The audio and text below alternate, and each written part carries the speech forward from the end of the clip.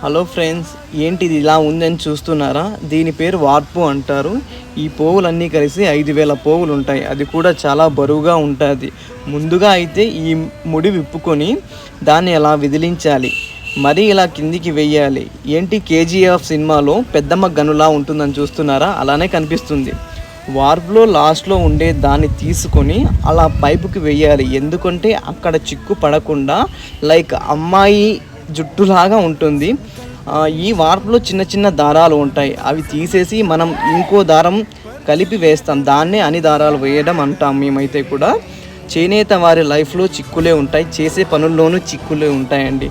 పోగు పోగు చూసుకుంటూ గంటేసి అలా నీట్గా చుట్టుకోవాలి. ఎలాగైతే ఏమీ లాస్ట్కు నానా తిప్పలు పడి చివరికి వచ్చింది. అది అంతా అలా ముడి వేయాలి. మా చేనేత వారి బ్రతుకులు కూడా ఇలానే ముడిపడి ఉంటాయి మా చేనేత రంగం పైన. ఒక చీర వెనకాల ఇంత కష్టం ఉంటుందని తెలియచేయడమే నా మొదటి ప్రయత్నం. దానిలో మీరు కూడా నాకు సపోర్ట్ చేస్తూ మన ఛానల్ని లైక్ చేస్తూ ఇలానే 10 మందికి షేర్ చేస్తూ అందరూ సబ్స్క్రైబ్ చేస్తూ ఉంటారని కోరుకుంటాను. Thank you so much. జై చేనేత, జై జై చేనేత.